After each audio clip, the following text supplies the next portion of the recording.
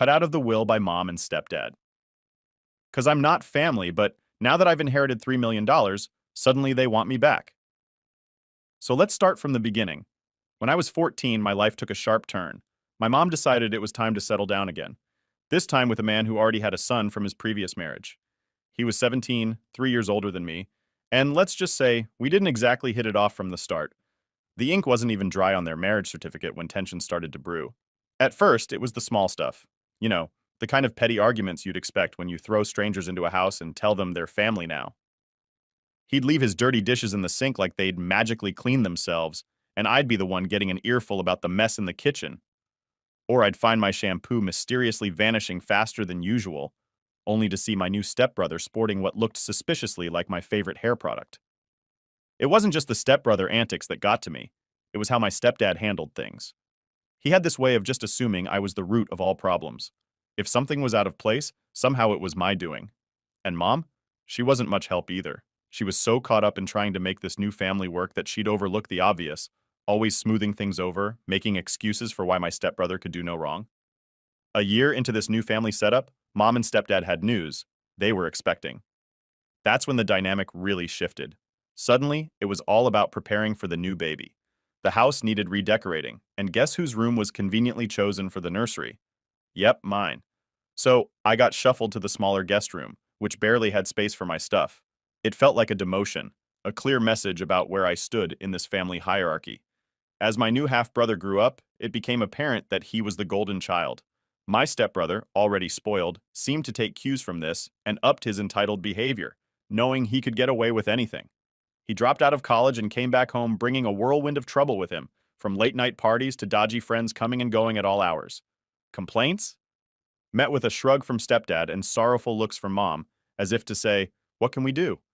I started spending more time at friends' houses, anywhere I could feel a bit normal. School became my escape. I joined clubs, stayed late for extra classes, anything to avoid going home before I absolutely had to. This wasn't just teenage rebellion, it was survival. The atmosphere at home was suffocating, like constantly walking on eggshells, waiting for the next blow up. One particular evening stands out in my memory. I had come home later than usual after a school project. The house was quiet, too quiet, which was unusual. I found a note on the fridge saying they'd gone out for dinner, a family dinner I wasn't told about. It was a simple message, but it hit me hard. It was as if they'd forgotten I existed unless I was there to be blamed for something. The breaking point came not long after my 18th birthday. I'd saved up some money from a part-time job, a job I got despite stepdad's complaints about how it would affect my studies, which was just another way of saying he didn't like not having me around to pin things on. I came home one day to find my room turned upside down. Stepbrother had thrown a party while the parents were out, and somehow my room became the casualty. Beer stains on my project papers, a broken lamp, and my privacy completely violated. I confronted them all at breakfast the next day. Stepdad's response? Cold and dismissive, saying I should have been more responsible with my belongings. Mom just sighed and mentioned something about family sticking together and letting things go. But I was done letting things go. During those teenage years, it seemed like everything I did was under a microscope, but not in the caring, let's help you grow kind of way. More like, let's catch you doing something wrong. My stepbrother, who had become pretty much a professional couch potato, was somehow always off the hook. My little half-brother was just a kid, sure, but the amount of coddling he got made it clear who the favorites were. I remember working on a big science project that I was really excited about. I needed quiet and space, both of which were in short supply at home. I tried to set up a little workspace in the corner of the living room, but it was like I had set up in the middle of Times Square. My stepbrother would blast his music, my little brother would be running around screaming, and there was my stepdad, always finding some reason to tell me to move my stuff. "You're taking up too much space," he'd say, or "Your project is making a mess." It was frustrating. I felt like I was trying to build something delicate in the middle of a tornado. One day, I'd had enough. I packed up my project and marched over to a friend's house. Her parents were always welcoming, and they let me spread out my work in their quiet dining room. It was the first time in a long time that I felt like I could think straight. That's when it hit me how abnormal my home life had become. My friend noticed my relief at just being able to work in peace. "You're always welcome here," she said one day, seeing the stress melt off me the minute I stepped into her house. It was a simple gesture, but it meant the world to me. It also made me realize that this wasn't how it was supposed to be. Home should be your safe place, not somewhere you escape from. I started picking up more shifts at my part-time job. If I wasn't at school or at a friend's place, I was working. Not just for the money, but because each hour away from home was a little easier to breathe. My stepdad didn't like it, always ranting about how a job was distracting me from schoolwork. But I knew the real reason he didn't like it. I wasn't around as much for him to find fault with. As I saved up, the plan to move out started forming more solidly in my mind. I knew it wasn't going to be easy. There was no way my mom and stepdad would take it well. But the more I thought about it, the more it felt like the only way I could get some control over my life. Then came the day I finally told them. I'd found a small apartment not too far from college, and it was affordable on my budget. I sat them down, trying to keep my voice steady. "I'm moving out," I announced. The room went quiet. Too quiet. You could cut the tension with a knife. My stepdad was the first to react. "You think you're ready to live on your own, at your age?" he scoffed. My mom just sat there, looking between us, her face unreadable. "I am," I replied, trying to sound more confident than I felt. "I need my own space. I've saved up enough to manage." The argument that followed was brutal. Accusations were thrown about how ungrateful I was, how I was just trying to get away from my responsibilities at home. My stepdad even tried to guilt me about leaving my little brother behind. "He looks up to you, you know," he said, as if that was enough reason for me to stay in a situation that was making me miserable. But I stood my ground. This wasn't just about wanting my own space, it was about needing it for my mental and emotional health. I packed my things over the next few days, each item I put into a box feeling like a tiny piece of the fortress I was building around myself. The day I moved out, my mom came to my room. I was expecting another argument, but instead she helped me pack. We didn't talk much, but when we did, it was superficial. "Do you need more boxes?" Or, "I can give you some of the old kitchen stuff." It was like if we stayed on safe topics, we could avoid the massive elephant in the room. When I finally closed the door to my new apartment after moving everything in, I felt a wave of so many emotions: relief, sadness, excitement, fear. I was on my own now, truly on my own. It was terrifying, but it was also freeing. Those first few nights were the hardest. The apartment felt too quiet, too empty. I missed even the annoying noises of my family home. Well, sort of. But as days turned into weeks, I started to appreciate the peace. I could come and go as I pleased, eat when I wanted, sleep without being disturbed. It was like discovering a new part of myself that I had kept muted for so long. Life away from home settled into a routine pretty quickly, and honestly, it was the most peace I'd had in years. My relationship with my mom and stepdad wasn't great, but it was manageable since I wasn't under their roof 24/7. I was doing my own thing, staying busy with work and college and keeping my head down. Then, out of nowhere, my stepdad had a health scare that shook everything up. It wasn't life-threatening, but it was serious enough for him to start thinking about the future, specifically his will. I heard about it through my mom, who called one evening sounding a bit more somber than usual. "Your stepdad's been thinking about his will," she said, as casually as one might talk about the weather. "He wants to make sure everything is in order." "Okay," I replied, unsure where this was going. The tone in her voice hinted it wasn't just a courtesy call to keep me in the loop. She hesitated, then continued. "He's decided to include your stepbrother and your half-brother, but not you. He feels it makes more sense since they're his biological kids." There it was. The sting. Not that I was expecting anything, but hearing it laid out so bluntly was a gut punch. It wasn't the money or the potential inheritance that hurt. It was the clear message that I was an outsider in the family I'd spent over 5 years trying to fit into. "I see," I managed, keeping my voice neutral. "Thanks for letting me know." Mom must have sensed my hurt because she quickly added, "It's just legal stuff, you know? Doesn't change how we feel about you." "Right," I said, not really believing her. The conversation awkwardly drifted to other topics before ending, but the damage was done. That night, I lay in bed, staring at the ceiling, feeling that familiar ache of not belonging. The weeks that followed were tough. I mulled over the conversation again and again. Part of me wanted to confront my stepdad, demand an explanation, or at least tell him how much he'd hurt me. But another part of me wondered why I even cared. I hadn't felt like a part of their family for years. Why was this any different? I decided to pull back, limit my visits even more. It was a defense mechanism, I guess. Protecting myself from being hurt further by people who had already shown they didn't consider me family when it really counted. Then, the actual wake-up call came. It wasn't a dramatic event. No yelling matches or tearful showdowns. It was quieter than that, more profound. I was at a coffee shop, working on a term paper, when I overheard a group at the next table. They were laughing, sharing stories about their families, the usual ups and downs, normal stuff. And it hit me. I didn't have that. I hadn't had it for a long time, if ever. That realization sparked something in me. I started to question why I was allowing myself to be upset over being excluded from a will when I had already been excluded from the family in every way that mattered. It wasn't about the money. It was about wanting to feel valued and loved by the people who were supposed to be my family. From then on, I made a conscious decision to focus on the relationships in my life that did make me feel valued. Friends who had become like family, professors who mentored me, colleagues who respected me. I invested more in those connections, and gradually the hurt from my stepdad's will and the feeling of exclusion from my family began to fade. It wasn't an overnight change. There were still moments of bitterness, especially during family gatherings when I'd see my stepbrother and half-brother getting all the attention. But I was learning to accept that some things were out of my control, and where I could, I was building my own sense of family and belonging. The real test came when my stepdad's health scare passed, and life returned to normal for them. I was invited over for a family dinner, a celebration of sorts that he was doing better. I went, more out of a sense of obligation than anything else.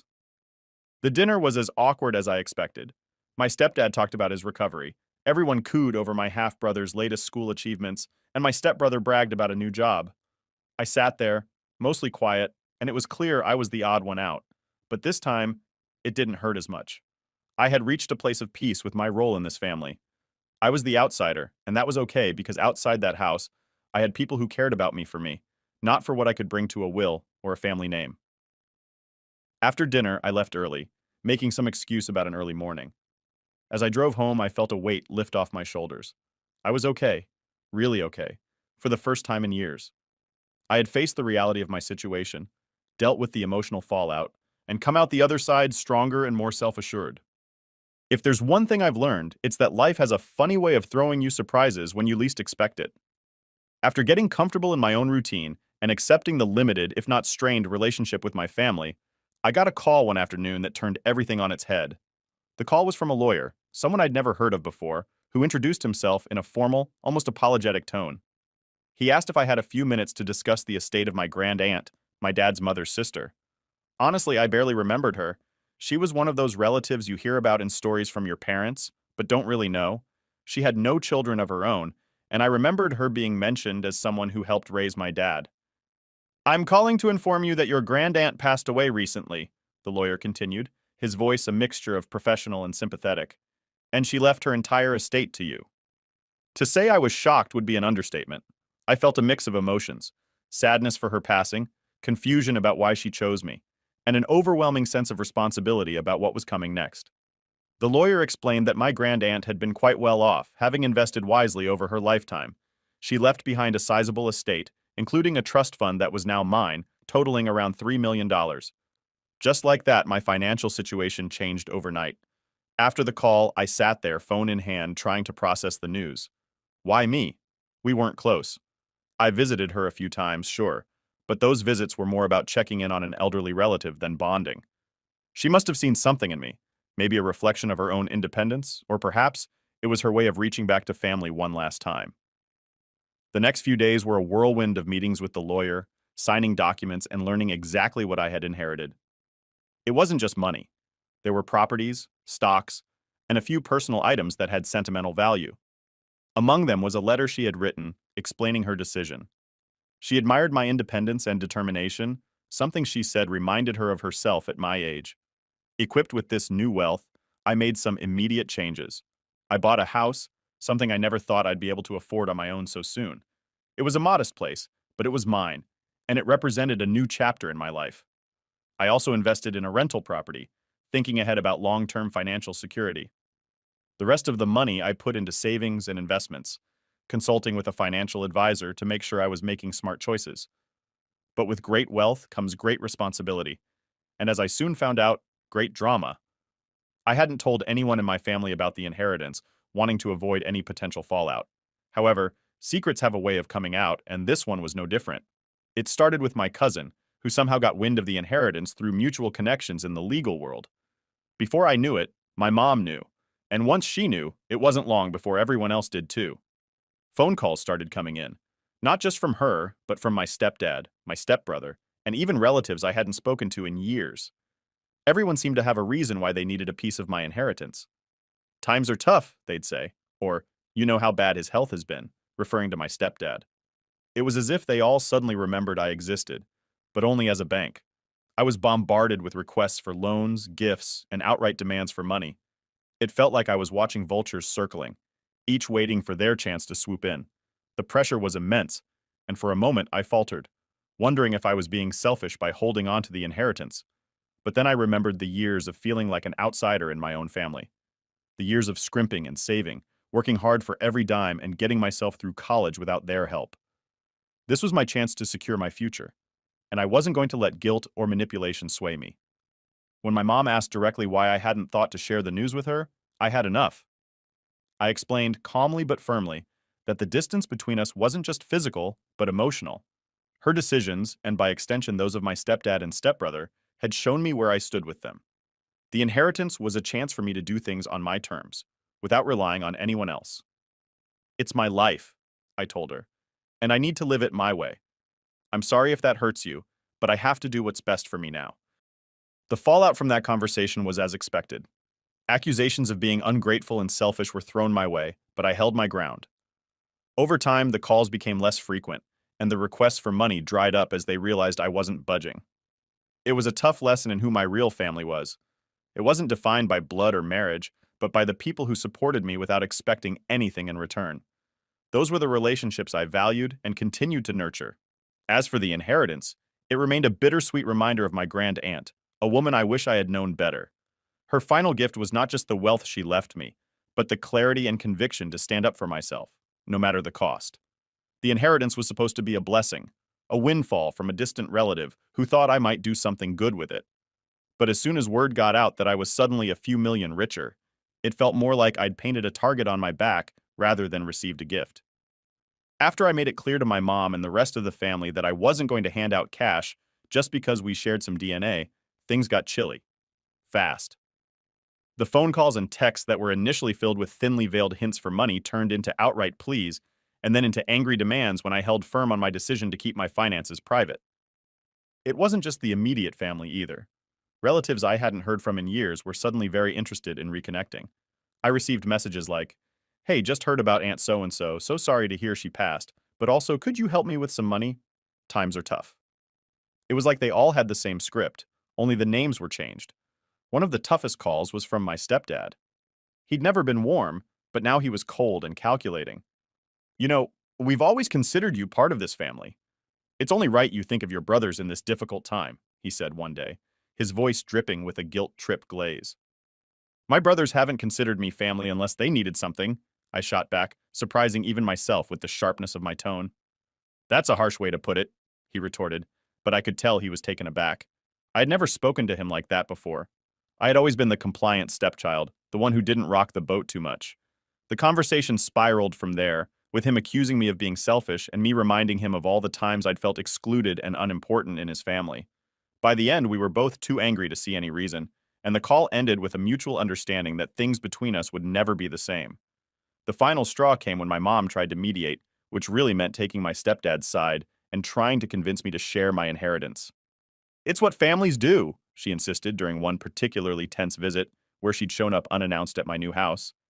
"Families also support each other," I countered, feeling both exhausted and exasperated.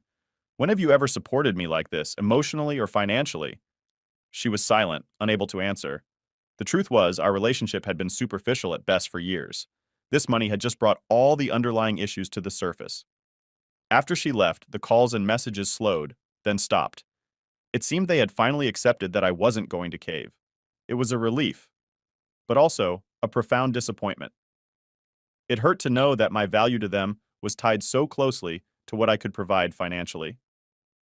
In the wake of the family fallout, I began to invest more time in my relationships with friends and colleagues, people who appreciated me for who I was, not for my bank account. I also started volunteering, something I'd always wanted to do, but never had the resources or time for before. Giving back on my own terms was healing in a way I hadn't expected. It helped me connect with people, build new friendships, and fill the void left by my family's conditional affection. I also saw a therapist, who helped me work through the feelings of betrayal and abandonment that had resurfaced with this whole ordeal. It was tough, unpacking years of emotional baggage, but it was necessary. I learned to set boundaries, to recognize the signs of manipulative behavior, and most importantly, to value my own needs and well-being. One day, I decided to write a letter to each family member who had tried to pressure me for money. In each letter, I explained my feelings, why I had made the decisions I did, and how their actions had affected me. It was more for my closure than anything. I didn't expect any responses. To my surprise, my half-brother replied. He was young, only 14, and his letter was clumsy but sincere. "I'm sorry for asking for money. I miss you," he wrote. It was a small step, but a meaningful one. We started texting, small conversations about school and his hobbies. It wasn't much, but it was something, a possible bridge to rebuilding at least one family connection. Update 1. Hey everyone, just wanted to update you all on what's been going on since I last posted. It's been a few weeks, and honestly, I wish I could say things have gotten better, but they've actually gone from bad to much worse. I appreciate all the support and advice you guys have given me. It's been a lifeline during this crazy time.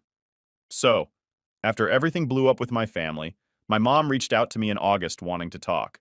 Given everything that's happened, I had a pretty strong hunch that this wasn't going to be a simple catch-up. To keep things somewhat neutral, we decided to meet at a public place. I figured that might keep the drama to a minimum, or at least keep things from getting too crazy. The meetup was awkward from the get-go. My mom kicked things off by talking about how they've been struggling financially. She mentioned my half-brother's private school fees have become a burden since my stepdad got sick and had his work hours cut. Then she shifted to talking about how they've been wanting to renovate the house and how she desperately needs a vacation to get away from the mental toll of everything. Throughout all this, she didn't ask a single question about my life or how I've been coping. It was like I was just there to listen to her list of problems. I was getting more and more uncomfortable as the conversation dragged on, feeling like I was just a spectator to her woes. Finally, I couldn't take it anymore and asked her to just get to the point. Without missing a beat, she said she expected me to write her a check for $1 million. Yes, you read that right. $1 million. She claimed that, technically, it should all be her money since it came from her late husband's inheritance. But she was being generous by only asking for a third. Her demands were growing more and more outlandish, and I could hardly believe what I was hearing. I quickly paid the bill and got out of there as fast as I could. Since that day, my mom has been going around calling me a thief, loudly proclaiming to anyone who will listen that the inheritance should have been hers in the first place. Meanwhile, my stepdad sent me a massive wall of text, lecturing me about how I can't just think of myself when I'm part of a bigger family, and that my decisions should be inclusive of everyone else. I reminded him pointedly how he didn't include me in his will because I wasn't family enough. That seemed to shut him up temporarily, but I doubt it's the end of it. Things have spiraled into absolute madness since then. Both my mom and stepdad have been bad-mouthing me all over the place, and I'm honestly a bit scared about what they might do next. It feels like they're trying to turn everyone against me, painting me as the bad guy in a situation they've blown way out of proportion. I'm trying to stay strong and keep a level head. But it's tough when it feels like the people who are supposed to support you are out to make your life harder. I'll keep you all updated if anything changes. But right now, it's just one big mess. Thanks again for all your support and advice. It really helps to know there are people out there who understand and care. Update 2. Hey everyone, dropping in again for a big update. Trust me, it's been a whirlwind these past few weeks, and honestly, I'm just trying to keep my head above water with all the crazy stuff that's been happening. I really appreciate all the support and advice you all have been throwing my way. It's been a huge help in navigating this chaos, so thank you a ton. So, here's the scoop. A few weeks back, out of nowhere, I get this super official-looking letter in the mail. It's from some lawyer I've never heard of, claiming that my mom is suing me for a huge chunk of my inheritance. Yeah, you heard that right. My own mom, suing me. My initial reaction? Full-blown panic. I mean, who wouldn't freak out? My mind was racing, thinking about all the legal battles I'd have to face. But then, just when I thought it couldn't get any more soap opera worthy, my stepdad sends me this ominous text. He's all like, "You'll regret not sharing your money because now we're going to take you for everything you're worth." It was like something out of a bad movie, the villainous step-parent twisting the knife. Seriously, the audacity had my jaw on the floor. Rattled but not beaten, I sent everything over to my attorney, expecting a whole ordeal. But get this, my attorney literally laughed when he read the letter. Not just a chuckle, but a full-on, "Are you kidding me?" kind of laugh. He tossed the letter into the trash and told me not to lose any sleep over it.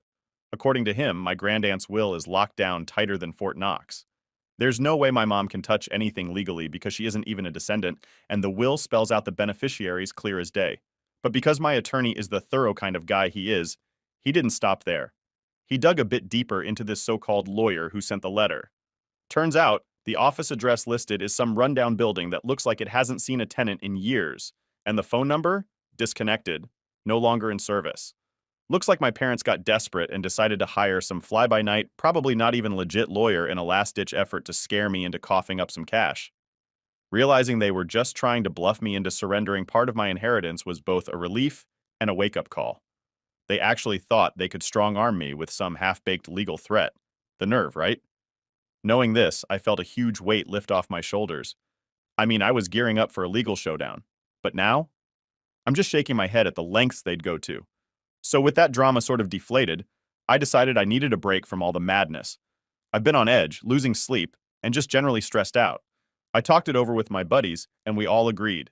It's time for a little getaway. So I'm taking some time off work to go traveling with my friends next week. Nothing fancy, just a road trip to some places we've always talked about visiting but never got around to. I think a change of scenery is exactly what I need to clear my head and recharge. It's weird, though, thinking about how things have unfolded. I used to look up to my mom and stepdad, you know?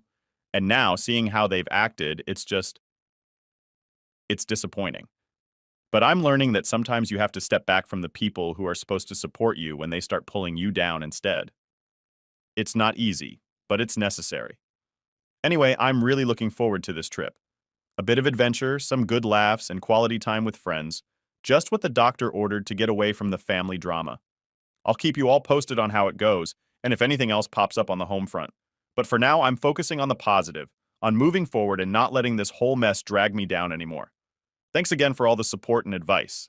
This community has been my rock through this storm, and I can't tell you how much I appreciate every comment, every message of encouragement. You guys are the best. Here's to better days ahead, right? Catch you all after my trip, hopefully with some fun stories and zero drama.